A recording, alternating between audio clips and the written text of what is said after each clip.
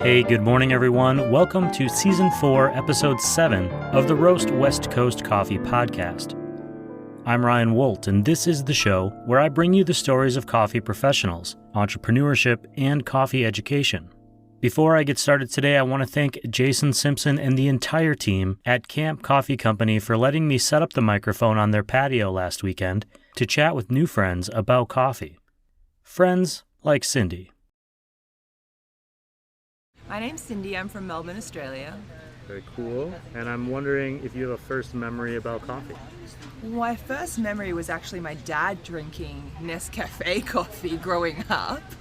And he said that I wasn't allowed to have any coffee as a kid. So that was my first memory of coffee. But growing up in Melbourne, Australia, ton of it's coffee culture. A lot of Italians actually came over to Melbourne, Australia and developed the coffee culture back in the early, I think it was like 50s and 60s.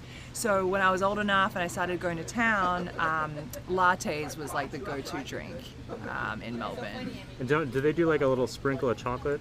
That's a mocha. The mocha, yeah? Yeah, and we also have flat white. Australia is known for the flat white. I heard in New York there's a ton of like coffee shops now that serve flat white, and it's, you know, from Australia. See, and you were worried that you weren't going to be good on this show. You're already fantastic. So what is it? Why do you like coffee? I love the different textures, I guess, when you drink it, and the different densities and the flavors, the aroma. There's so many different layers of coffee that I enjoy. I guess I used to start just drinking coffee with milk, but now I'm drinking more black coffee, which is what I'm drinking today. I'm drinking a brewed coffee, which I only knew about when I came here to the US, because in Australia I would only drink like coffee with milk. But now I'm just having, as I get older, if I travel the world, I have a greater appreciation for just black coffee and the different ways in which it can be prepared, like pour over and whatnot. So. And that's all I really have for you. That's there it. You go. It's that easy. 2 minutes. Fun times. Unless there's anything you want to tell the world about yourself. Not at all. I think I just did a great promo for Australia there. Great plug. So everybody here loves Australia. I think every coffee person here, that's like their thing. They want to go to Australia to drink Really? coffee. Yeah. Makes me want to go back to Melbourne, because when I travel the world, coming from Melbourne, I was like, oh, Italian coffee, that's kind of normal, like espresso. Mm-hmm. And then I come to the US and everyone's like, oh, the coffee in Melbourne's really great. I want to go to Australia and learn how to make good coffee. Yeah. And in my head, I'm like, damn it. I wish that I was really into that culture more so. Yeah. I wish I had a side job as a barista versus a boost juice, smoothie maker. I would have come a long way. But that's all right. I'll go back and figure it out. There's still time. Hope so.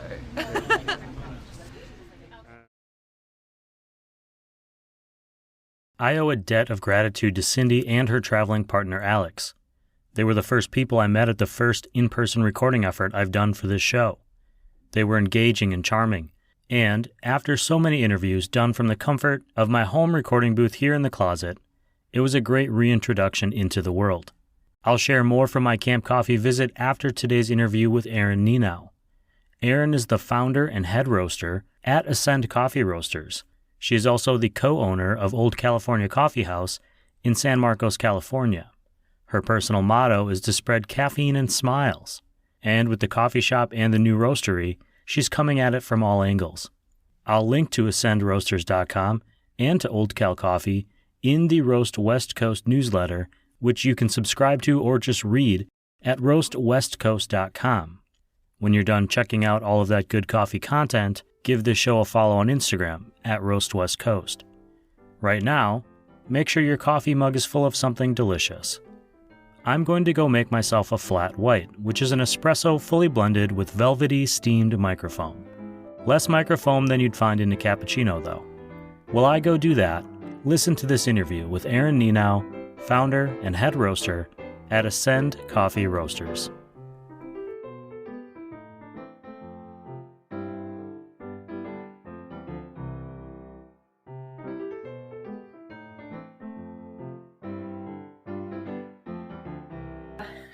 It's nice to meet you in person. Nice to meet you as well. Thank you so much for joining the show today. Well, thank you for making it so comfortable for everybody. Well, you know, this isn't like Gotcha journalism. We just want to tell the stories of people in coffee and get people excited about, what their options are out in the world. So, Yeah.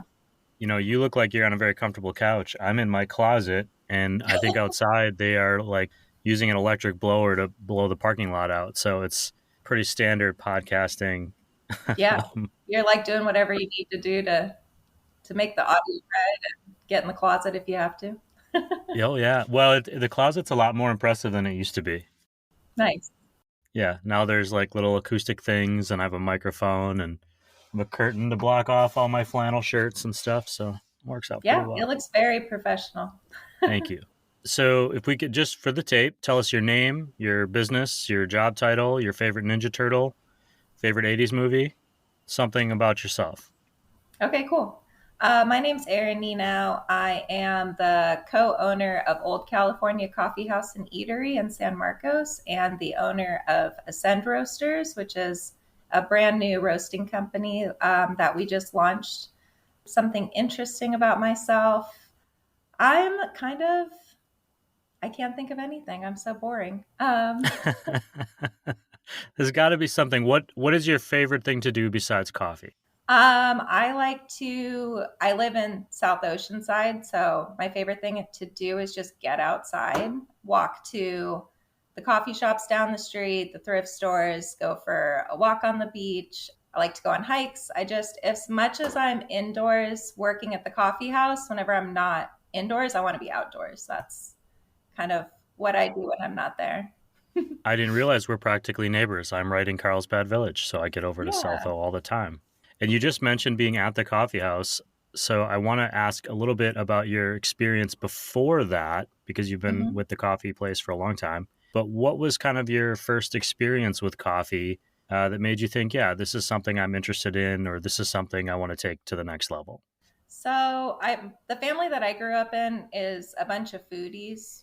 We just love to cook for each other. We love great food, great wine, great coffee. So as a kid growing up, my parents really tried to find like good beans for at that time. Like we would go out of our way to get Pete's coffee because there just weren't as many options as there are now when I was growing up. But Pete's was definitely, we weren't drinking Folgers or Starbucks or anything like that, and they really went into the methods of how we made coffee at home. We would make like pour overs and just a little bit of a notch up from just brewing coffee in a coffee pot.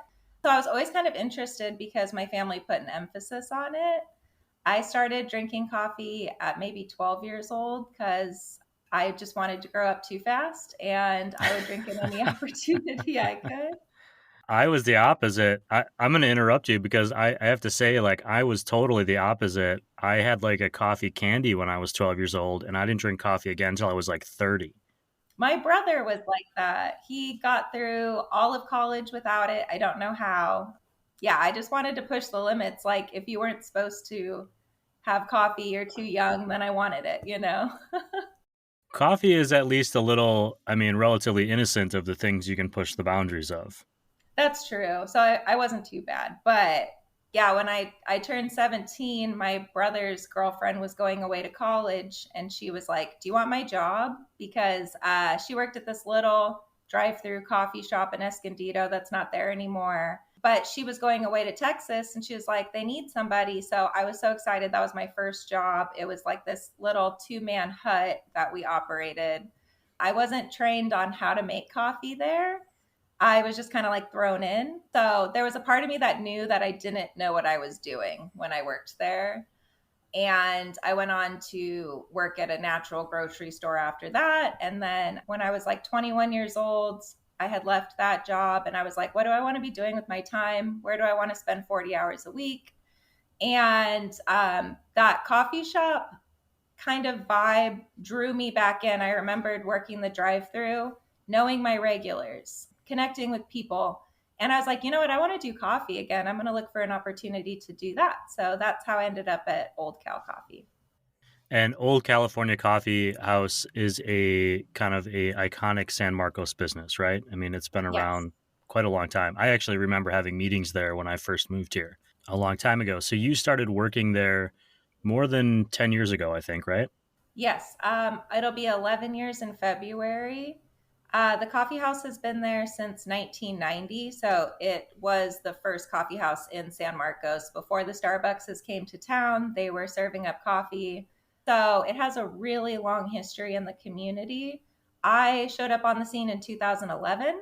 There was a few owners before us that carried the mantle that got it started, and then we have this incredible opportunity of keeping it going and preserving it for the community.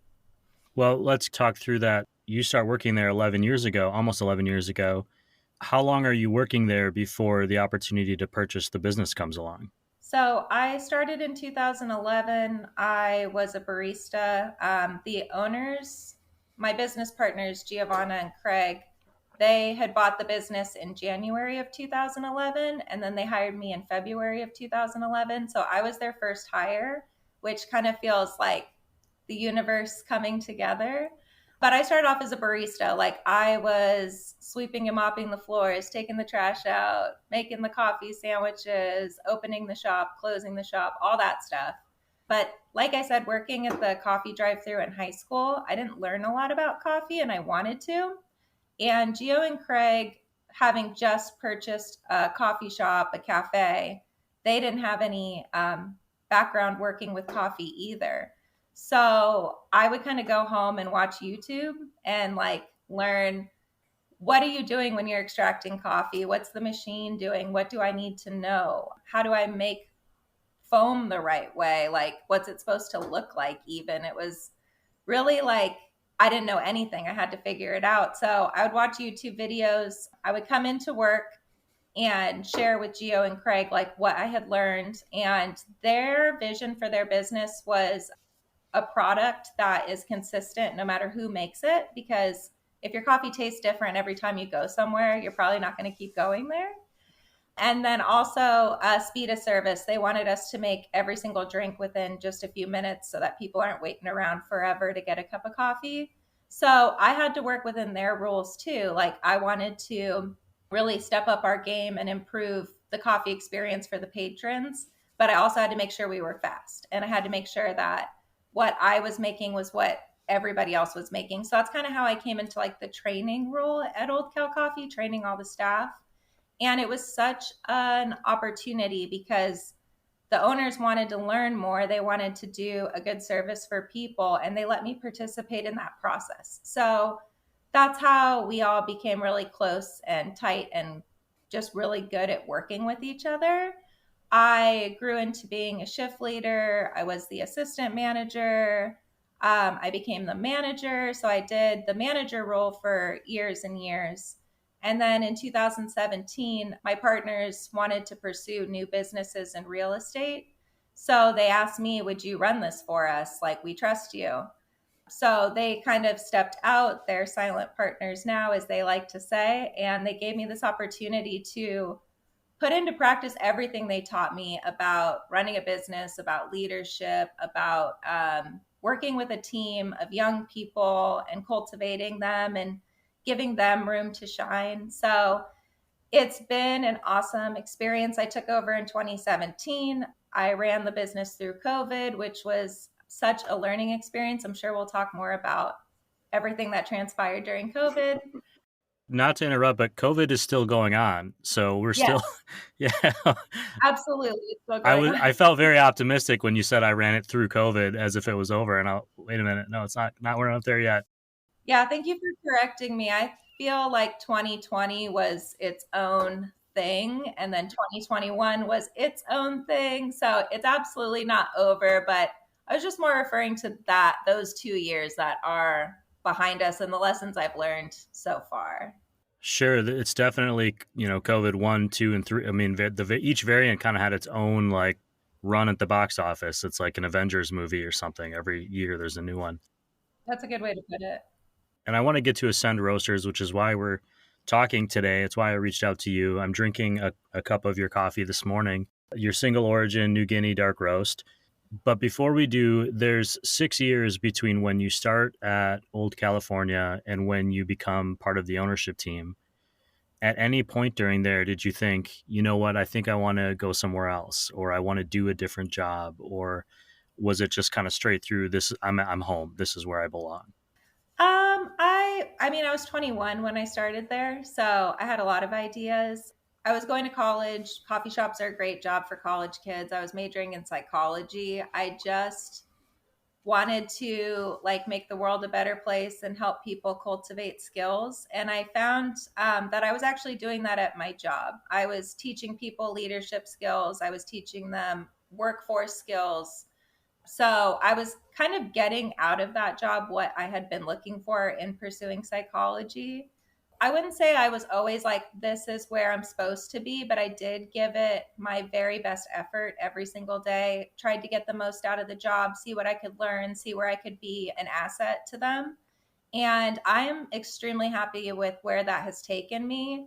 And that's the advice I give to my staff all the time. Like, you might not know exactly where you're going, but whatever's right in front of you, just give it your best effort. You'll look back and you'll be happy with where life takes you, you know? Sure. Well, now that you are the kind of the face of the ownership of the business, were there changes that you started kind of putting on, like, not when you stepped into that role? You mentioned you were working within your co-owners, kind of their rules when you got started and when you took over management. Have you been able to start putting your own fingerprint on things, or did you kind of stick with the path you were on? Or now that you are the person who everyone goes to, how has that experience changed? I'm really grateful for everything that they taught me. I'm kind of a fly by the seat of your pants type of person, just kind of like living in the moment. And they very much taught me structure. Like, there are rules to the business that you have to maintain at all times. Like, that's how people know who you are and what you offer the community. You can't be like changing it all the time. So I'm really grateful for the structure that they taught me. But I have very much been able to get more creative than before, which is who I am on the inside. I'm more artistic. I'm more free spirited. Yeah, I would say that's what has changed over the last 4 years that I've been in charge. We have gotten more creative with the menu items. We've changed up the way we've decorated the shop and tried to like put up my own flair on it, my own spin. And just the relationships that I have with the customers is different in the community around Old Cal Coffee. Gio and Craig are great with people, especially Craig. He loves getting out into the community and giving back to the community, and everybody knows Craig. And I'm not as outgoing as he is, but what I like to do is really connect one on one with people at a time, not in like a large group. And in my position, I've really been able to do that and create like my own relationships with people. So I would say like just the vibe's a little bit different, and not in a good or a bad way. It's just, it's me, you know? Yeah, that's important. Being the person that people identify with the business is a role that I'm familiar with, but also I think people don't realize how much connection they have with the businesses they go to regularly. I see the people at my local coffee shop more than I see like my extended family and my parents even, who live out of town. And so you start building relationships with people that kind of fill certain roles in your life. And we were just talking about COVID. One of the things that I think we learned to appreciate, and then we stopped appreciating, and then maybe we appreciate again, and it seems to be a cycle, is when all of those small interactions with other human beings were taken away from us at the very beginning of COVID, when we all really were like kind of afraid and staying home for the most part, because nobody knew what was happening.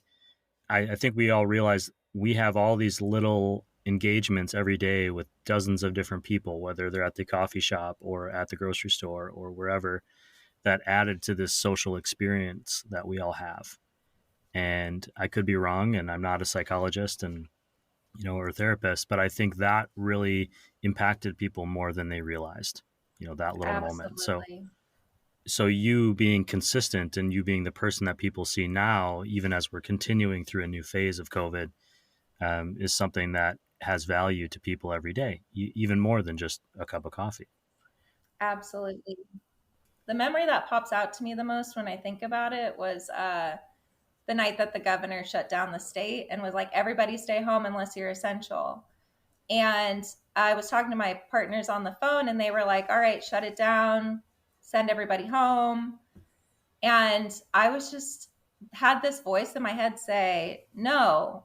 And it was mostly because my employees count on us for their paychecks. And I have an employee who has a small child. And I'm like, how is she going to put food on the table? Like, there was a lot of unknowns at that time. So I had said, like, we're not going to know if we don't try. And Craig had the idea. We opened a drive-through where our customers just drove up. We took their orders from the car. They didn't get out of the car, so we could limit exposure. So we just did that. Even we didn't shut down one day. And at the time, I was like, we are not essential. Like, what are we doing? There was a lot of voices in my head, like, you're not essential. What are you doing? You know? But over time and looking back, especially, I'm like, we are essential. We provide people like connections, smiles, like face to face interaction, get out of the house, go see a friendly face, you know. And like you said, we didn't realize how badly we needed that until it was kind of taken away from us, you know?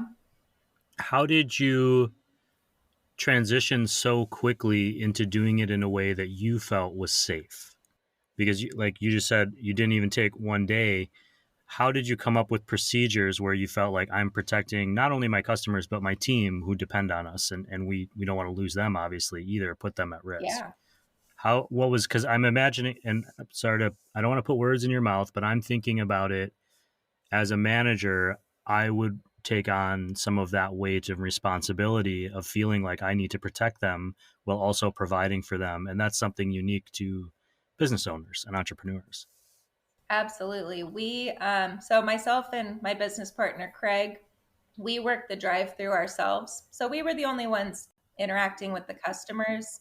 We had face shields, masks, sanitizer everywhere.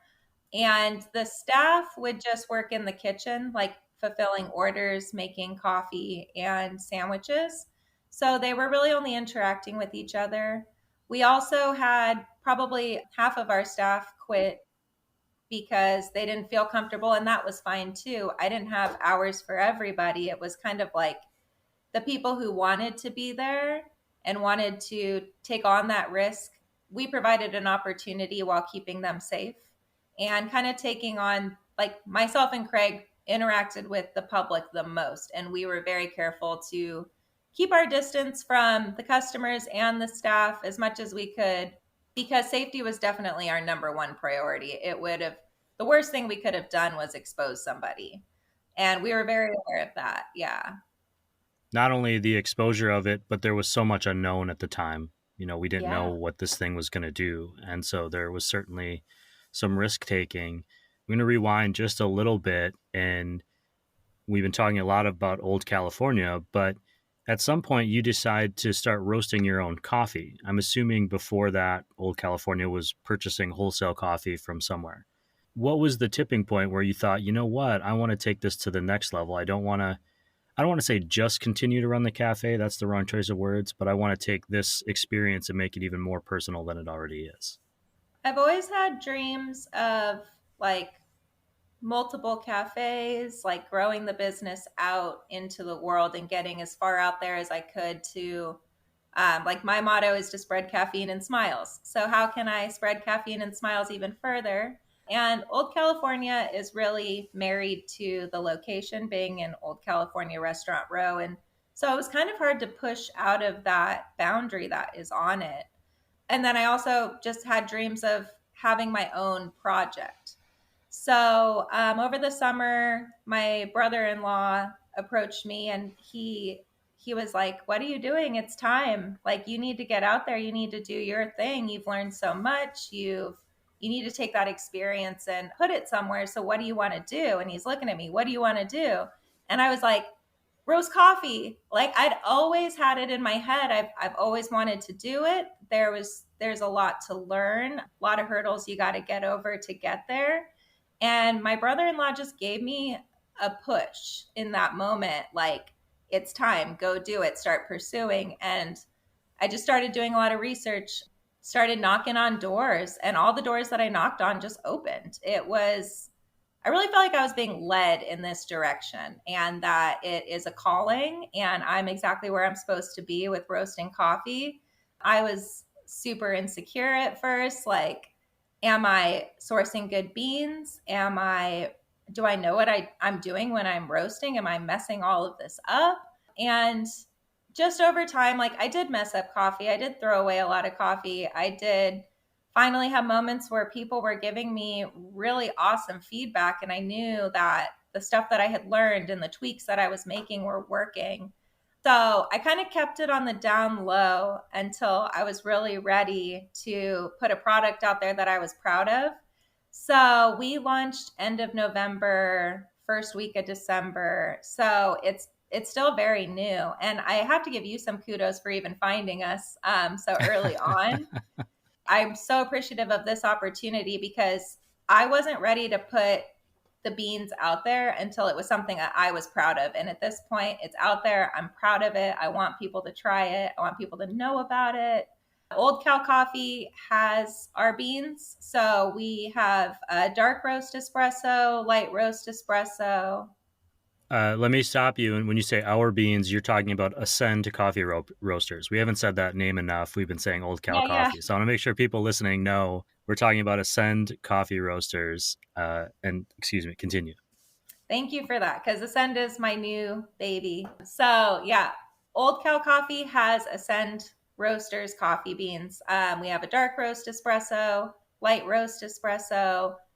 We have a Costa Rican house coffee. All of our coffees are now organic and fair trade. I really try to source the best beans possible, and I think you can taste it. So you can buy bags of coffee from Ascend Roasters at Old Cow Coffee, or if you wanted to just get a cup of coffee with that in it, that's what Old Cow is now offering. So where did the name come from, Ascend? I think I found you because on Instagram, and I was drawn to the label, which I think is great. And I'm a mountain person, and it has kind of this very visual, colorful draw to it. But what spoke to you about this name, and why put it on this thing that you just, as you said, is your baby? You are going to be married to this name for some time, I would imagine. Yeah, that was everything I came up with sounded stupid because I knew that I was going to be married to it for forever. So I had a hard time, but at that time, my church was studying the Psalms of Ascension, which are all about just becoming the best version of you and ascending your problems and leaning on God and all these things. And it was such a powerful series that we were going through that was so positive. And I just love things that encourage you because life gets hard sometimes. I was going to church. I was loving that name, the Psalms of Ascension. There was like something that spoke to me about it. And I was like, you know what? I think that's my name. I think ascend, like ascend the day. We all drink coffee in the morning to kind of get our gears turning so that we can go conquer all of our responsibilities and take care of things and have the energy and the smile on our face. So Ascend just kind of spoke to me. I was trying to come up with artwork, and actually the logo is a tattoo that I have that I got like 10 years ago. And I was like, it fits perfectly. So the stars just kind of aligned. It's very me. When I got the tattoo, I had no intention of it ever being a logo in the future or part of my brand. So that was something that came together kind of perfectly too and was really cool. Maybe you could go back and somehow tax deduct that logo of that tattoo purchase, 10 years into the future as your new logo. That's a good idea. You get, I'm just trying. I'm going through taxes right now, so I'm thinking, oh, that's interesting. No, it's a business write-off. The coffee that you shared with me, which thank you very much for that. I mentioned it was single origin New Guinea dark roast. Why did you decide this was the coffee that you wanted to share with me? And just for anyone listening, the tasting notes are dark chocolate, brown sugar, and walnut. But why did you say, you know what, this is the one for this show that we're on and we're a new business? Why share this one? That one's my favorite. I like dark, bold coffee. I also like light roast coffee. I think I have a palate for both, but I grew up on dark roast coffee. It's just a little bit more what I enjoy. So I like the Sumatras. I like the bold. But with this New Guinea coffee, it's bold, but it's smooth in a way that Sumatra is not. And I just sip it and I'm like, yes, this is what I want my coffee to taste like. So I wanted to share that with you and get Just some feedback on what you thought of it. And another exciting thing about that roast is we're selling a ton of it to a brewery in Texas, and they're making a beer with it right now. So that'll launch in February. Like, we're going to be in our first beer. The brewery is called Martin House Brewing. So if anyone in Texas is familiar with them or around the country, they are the second largest brewery in Texas. So they have quite a reach. So Very interesting. One of the reasons I was, I don't want to say surprised that you gave me this coffee, but Southern California really seems to associate with light roasts and big fruity roasts. And so when you shared a dark roast with me, that was unusual. In 3 seasons of this show, this is the 4th season, no one has given me a dark roast as their first coffee to sample. I thought it was a little like ballsy of me for sure. But No, it's great. I love that you felt that confident about it and you did that. And I have a friend named Jeff Spanier, and another friend named Jeff Riccatelli, and they both host a show called I Like Beer, the podcast, and they actually regularly make visits to Texas because I think there's kids in college there. And they are always asking me, when are people going to start making dark roasts again? Because that's what they drink as well. And so I'm going to share this with them. I'm actually going to see them this afternoon. yeah. And see what they think as well. I want to ask you a little bit about, there's a photo of a gentleman named Robert Nenow, which I believe is related to you. Is that your dad? Does he also work with you? Yeah. So my dad retired years ago, and he was really the example to all of us kids about working hard and making yourself of value. So retirement hasn't come super easy for him. Anytime something breaks at the coffee shop, he's down there fixing it for me. He's just always looking for stuff to do. He went to Hawaii years ago and toured a coffee farm, came home, bought like a popcorn roaster, and was like ordering little batches of green beans from Sweet Maria's. And he would like invite me over, like, come see this, come look at this, like, watch my technique. So he became a home roaster years ago. And it was something we did together. Me owning the coffee shop, I obviously had an interest. And so we started at home. And then when I decided, like, coffee roasting is going to be my thing, I want to do this, he was like, can I come?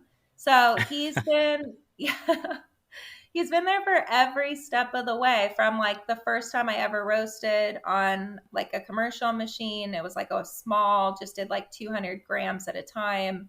We graduated up to doing 1 pound at a time, 5 pounds. Now we're roasting 25 pounds at a time. He's just been a part of every step. He's willing to help me with anything. He'll help me bag, ship. He'll help me with coffee deliveries. If I'm tied up somewhere, he'll go sign off for it, make sure it gets put in dry, safe places. So I can't believe how lucky I am.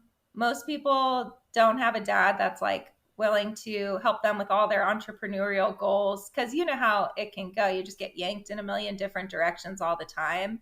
And he's so flexible. He's so helpful. My brother owns a winery up in Paso Robles, and he'll like take weeks and drive up there and stay and help my brother with crush. So he's just like proud of his kids doing this stuff, and he jumps in wherever we need help. And we're super lucky to have that. That's so interesting that your brother is also an entrepreneur. Was your dad an entrepreneur of his own, or your parents? No, but my dad always admired people who took on business ownership. My grandpa ran a company, so we always had his influence on us, and my dad really respected that. So I think we were all kind of drawn to it as like, this is something good that we could do in the world. And yeah, my brother and his winery, it's just been inspirational to me. He launched in 2020, right before COVID hit.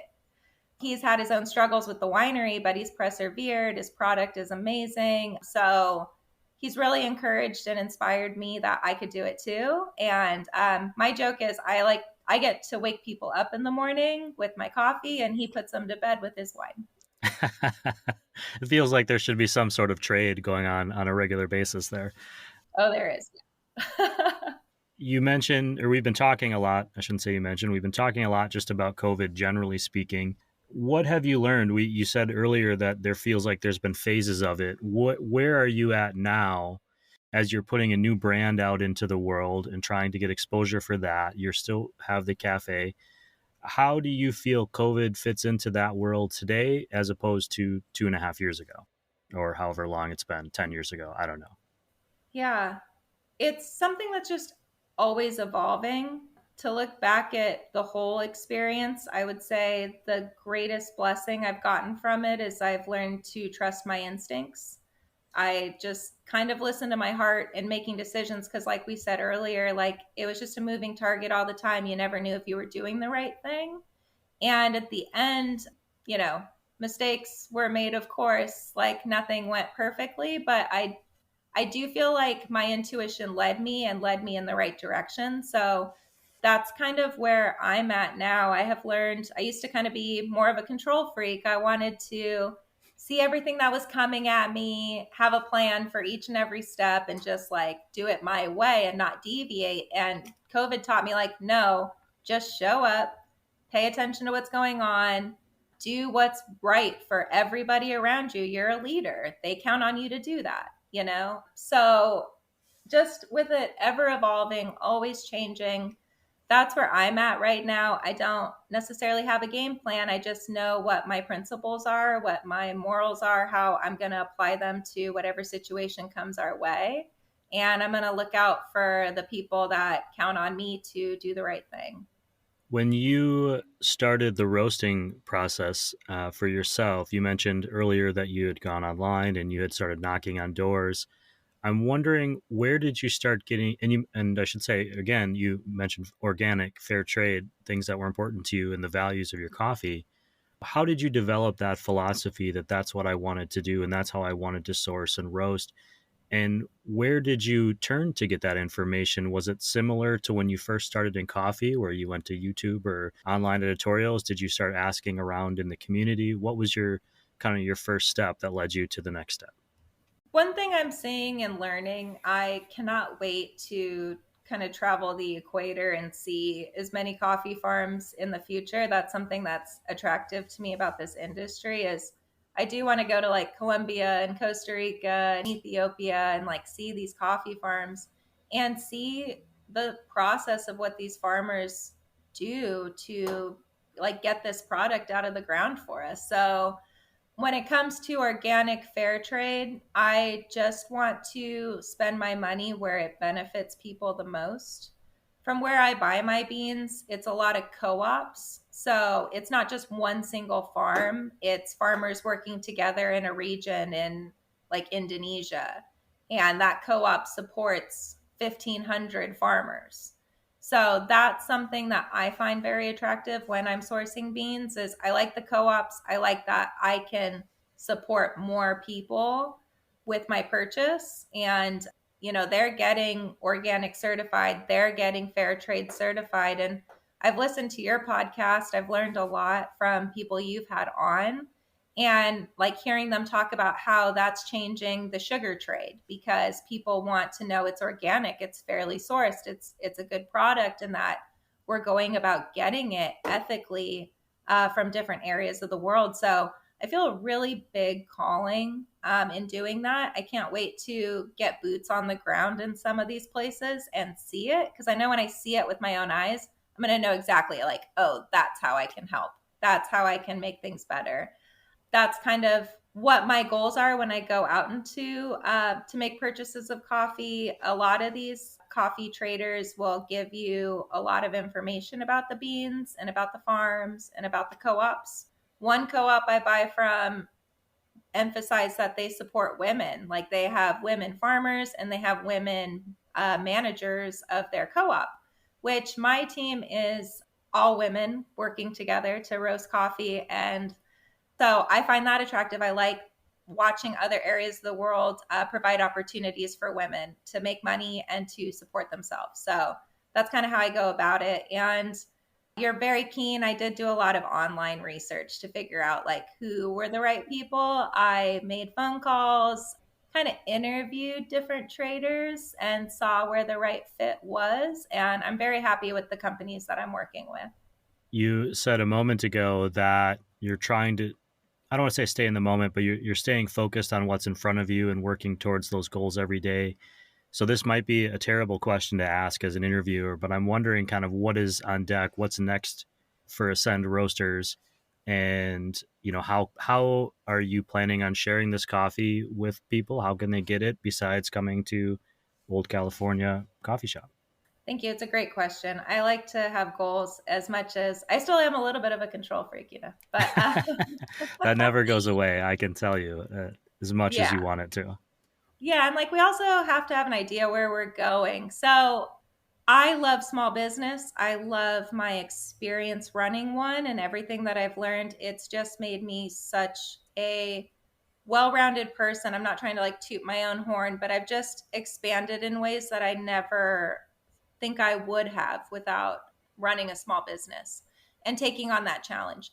So, something that I would love to do is support other small businesses in the area. I'm hoping to create wholesale accounts with different businesses if coffee is like an aspect of their business, but it's not something that's making them money. I want to help them figure out why and turn that around. Like small business owners work so hard.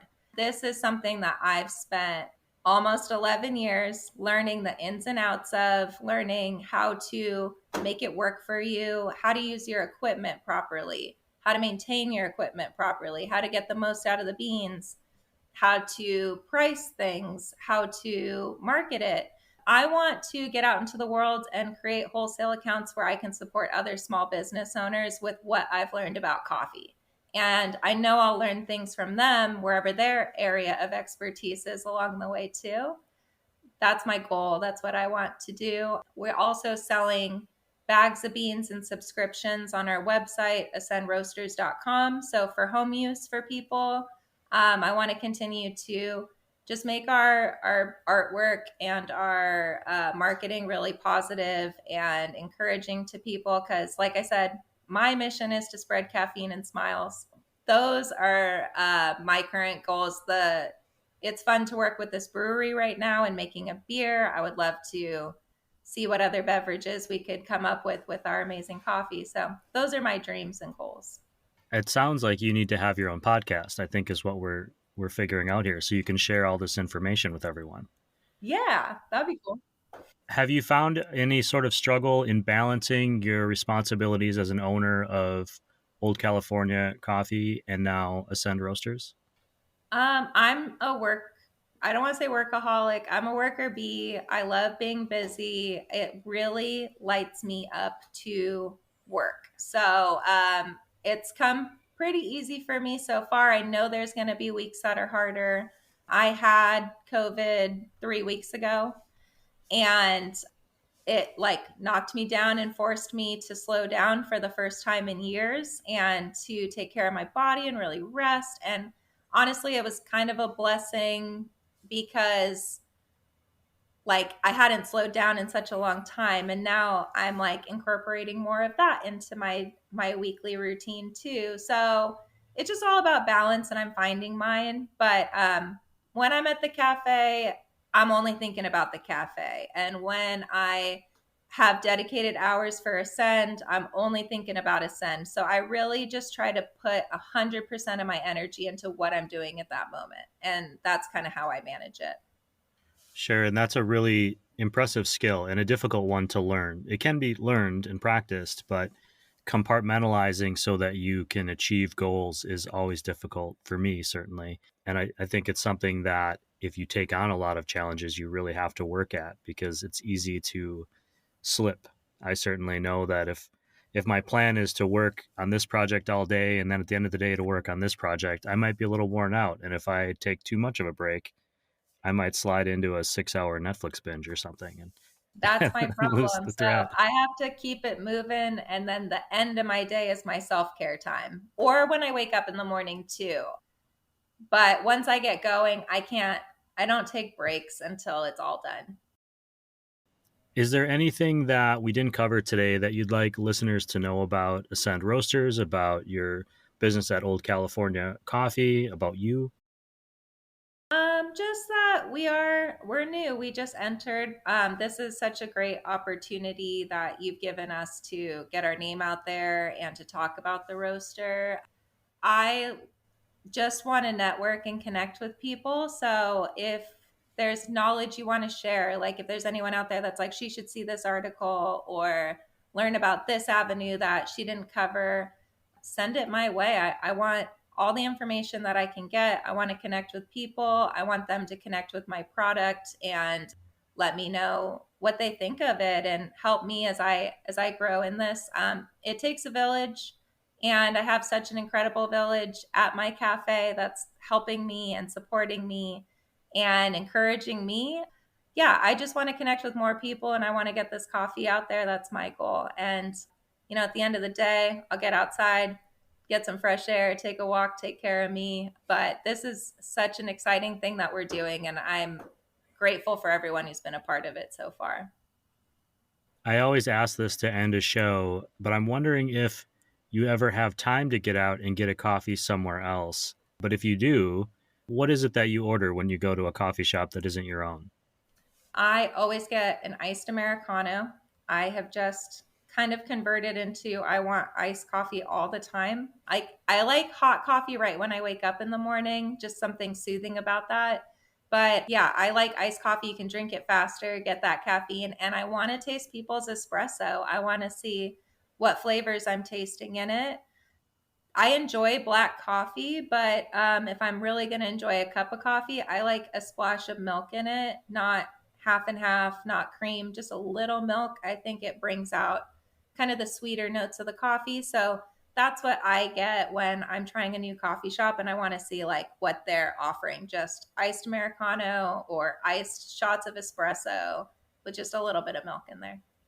I have been so amazed. You are the fourth interview of season 4. And I think every single one so far has said that when they get a coffee somewhere else, it's iced, some version of iced coffee. I just think that's such a unique trend that I'm seeing, and maybe coincidence. But Erin, thank you for spending time with me this morning, and congratulations on launching this company. One of the reasons I was excited to talk to you in particular was because you're at the very beginning stages of this roastery. And my hope is that, a year down the road, 2 years down the road, we have this conversation again and we talk about what you've learned. That's the goal. I would love that. That would be awesome. It'd be fun to listen to this one, listen to that one. Yeah. I warn you, listening to yourself 2 years later can also be humbling.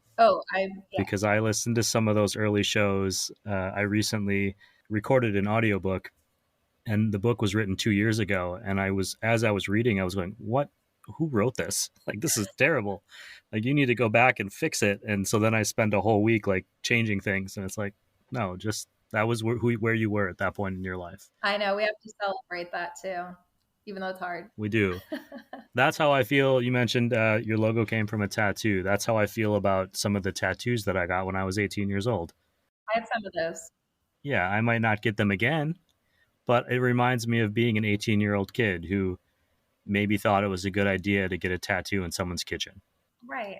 And I think that's the one thing that makes aging beautiful is like, I wouldn't want to be 21 again because of all that I needed to learn and have learned since then to now. So it makes me happy to be the age that I am, But you got to enjoy those learning moments, those humbling moments. They make you who you are. Nothing's ever a waste of time or a mistake. Like, it's all part of the journey. So, Erin, I am so sorry, but I forgot to share that dark roast coffee with Jeff. It disappeared into my coffee grinder, and then into my French press, and then into my mouth. Jeff, I'm sorry that you were used as a prop in a podcast other than your own, and you didn't even get any coffee. I hope I can make that up to you by just telling people to listen to your podcast, the I Like Beer, the podcast. You can find it anywhere you are listening to this show. To paraphrase Erin, whatever is in front of you, give it your best effort, and you'll be happy with where life takes you. It's a pretty uplifting message, but one that goes a long way when you're at the beginning of an entrepreneurial journey. Being able to look back and be proud of that work, regardless of the outcome, is a pretty nice foundational reward. Erin talked about learning coffee basics as a young barista by watching YouTube videos. It's pretty amazing that if you're passionate about something, there's a good chance you can get a great education online, on the fly, often for free. There is a ton of great coffee content on YouTube, and I often turn there when I need something for this show, especially when I need to pretend that I'm more coffee smarter than I really am.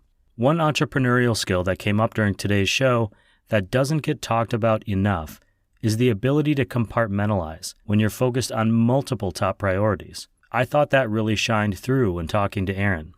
She's doing double duty as the founder of Ascend Roasters and running Old Cal Coffee. Both are challenges that require 100% commitment. She's been able to compartmentalize and give that full effort in the time that each requires. I admire that trait because I really struggle to do the same. I take on lots of projects, on top of jobs, on top of side hustles, and every now and again I find myself zoning out of whatever is in front of me and turning my brain over to one of those other projects. I'm working on it, but if this show ever comes out late, that's probably why. If you want to keep track of Erin's coffee journey, follow @Ascend Roasters on Instagram. And if you want to try some of her roasted coffee beans, you can order them on ascendroasters.com or stop by Old Cal Coffee House in San Marcos, California to pick up a bag. Speaking of journeys, I met this really interesting guy named Hill at Camp Coffee Company on Saturday.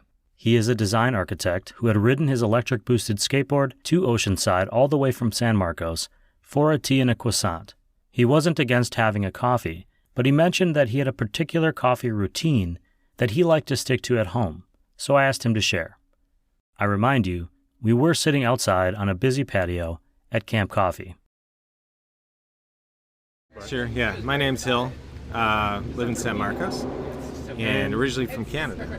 Originally from Canada. And you mentioned that you have kind of a very precise coffee regimen in the morning, so I'm wondering if you could talk us through it. Sure, yeah. My wife and I, we have an old Starbucks machine. It's, sort of make yourself kind of an espresso type of deal. It's an Italian machine. So what we like to do, because I don't drink milk, I've got almond milk. It's an almond cream. So we do a half mix, half and half. Keep it pretty small, like a little espresso kind of deal. And then, so we're really concerned about acid in our coffee, right? So we did a lot of research. We found this company called Olympia Coffee, and they have kind of a low acid coffee, which is really nice. And they've got it's basically all organic coffee, and they've got quite a few different assortments. But basically, what we like to do is keep the acid level down, and then that 50-50 mix is really nice in the morning. And I'll tell you, one thing that I love about coffee is it takes me from extremely stupid to awake. So my IQ pretty much comes out of the 50s and maybe back to where I'm supposed to be. And I often even forget what I just did before the coffee hits, right? So, for my wife and I, coffee is like the thing, right? Like we just have to have it. It's like you wake up, gotta have your coffee. It's like you just can't start the day without it. So, and it's interesting. We got our daughter who never liked coffee before into coffee, and of course she's done a bunch of research because she's more vegan and all that stuff. She's into all natural and stuff. So she basically said, wow, I read about coffee. It's really good for you. I said, well, there you go. We've been telling you for years. Eventually we listen. That's kind of it just takes a while to get there. Exactly. So we're chatting at Camp Coffee Company, and you mentioned you're from San Marcos. Yeah. What makes you come from San Marcos over here to have a tea this morning and a croissant? Well, I was saying I miss Italy. I go to Italy, once in a while, my wife and I. And, just this whole idea of sitting down and having a croissant and usually a coffee over there. But I already had my coffee, so I don't want to overdo it. So I had, London Fog, which is nice, put a little almond milk in there, and they warmed up a nice croissant for me. So I go electric skateboarding every weekend, and it's either here or I'll go down to Encinitas. So I do about maybe 18-20 miles on the board, and it's awesome. Just getting old, so I can't push anymore. It hurts my ankles, but this still keeps the core going, and I could hit about 28 miles an hour if I wish, but I usually stick around 20. But it's really fun, and I just get to enjoy the ocean, and yeah. Very cool. Do you have a coffee shop that you like in Encinitas? Yeah, I really like Lofty. Lofty's excellent. They're kind of similar to these guys, actually. So I picked both of them, Lofty and these guys. So these guys for here, and then Lofty's Encinitas. They have a nice croissant there, too. And just kind of make me feel good and just chillax and talk to nice folks like yourself. And there you go. Here at Roast West Coast, we're fans of Lofty Coffee as well. And when I talk to their director of coffee, Siri Simran Kulsa, next week, I'm going to ask her about low-acid coffees, like the one Hill mentioned. And I did reach out to Olympia Coffee to see if they would be interested in being guests on a future pod. Thanks to everyone who stopped by to say hi or grab a sticker from me at Camp Coffee. Especially Kim, it was great to meet you, and I thank you for being such a fan of this show, for sharing your thoughts about what works and what doesn't, and for appreciating good coffee and the efforts of the people behind that coffee. I'll be set up with the microphone again in a few weeks at industry partner Zumbar Coffee and Tea in Cardiff. Follow the @RoastWestCoast Instagram for details on the date and time. If you are out there listening and you find yourself appreciating this show, or just appreciating your coffee experiences more because of it, please tell a friend and subscribe to that just mentioned newsletter on roastwestcoast.com. That newsletter and this podcast are free, but there is a paid option if you'd like to support the creation of this content and future coffee content. If you don't want the newsletter, that's okay too. Support the podcast right through the link in this show's podcast notes. Besides the incredible fans of the show who help keep us growing, we're supported by great industry partners who provide the world with some incredible coffee and coffee drinking experiences. They include Café La Terre. Just this week, Café La Terre opened their second location in Encinitas, California. I'm actually on my way over there this morning. I know it has been a process to get all of the construction and permitting done, so I'm proud of them for finally reaching this milestone. Other industry partners include Mostra Coffee Company, Coffee Cycle Roasting, Leap Coffee, Zumbar Coffee and Tea, Maria Coffee, Steady State Roasting, Camp Coffee Company, Cape Horn Coffee Importers, and First Light Whiskey. You can find links to all of those companies and Ascend Coffee Roasters in this show's podcast notes. But if for some unknown reason you can't find them where you are listening, you can also click into any article on roastwestcoast.com and they'll be there at the bottom. If you are listening and looking for a coffee job, Camp Coffee Company and Steady State Roasting are currently hiring new team members, and Mostra Coffee is looking for a full-time social media manager. You can always check out the Coffee Jobs thread on the newsletter. Just click Coffee Jobs at the top of the page. Thank you to everyone for listening today. There is no Coffee Smarter episode this week, but the show will be back next week with an interview with Hollis Swan. He's the founder and head roaster of Declination Coffee Roasters in Soldotna, Alaska. He's also an artist, a coffee roaster builder, and a part-time ceramicist who sometimes makes awesome coffee drinking vessels, one of which is on my counter right now. This episode of the Roast West Coast Coffee Podcast was, and has been written, produced, and recorded by me, Ryan Wolt. I hope this show has found you happy, healthy, and with at least enough sanity and coffee to make it through the day. And please, always tip your baristas, and be sure to drink good coffee.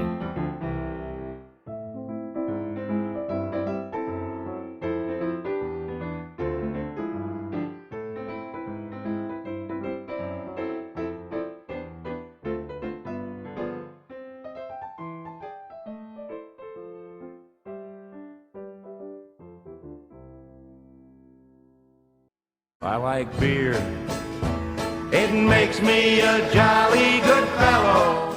Welcome to I Like Beer, the podcast, where we discuss great beers and the stories that go with them. I'm your host, Jeff. And I'm your host, Jeff. We are lucky enough to live in North County, San Diego, a beer mecca within a beer mecca, where it's 72 degrees all year long and there are over 160 breweries within minutes. Weather's nice, the water's warm, the beer is cold, and there are stories to be told. We believe beer is a drink for friends, for sharing a laugh, telling a tale or two, and for contemplating life and how to live it. We're not your ordinary beer pod, so grab a beer, pull up a bar stool, and join us for a few laughs. You can find us wherever you get your pods, and also on Instagram and Facebook at I Like Beer the Podcast, as well as on Twitter or our website, ilikebeerthepodcast.com. Looking forward to having you join us. Cheers. As a matter of fact, I love beer.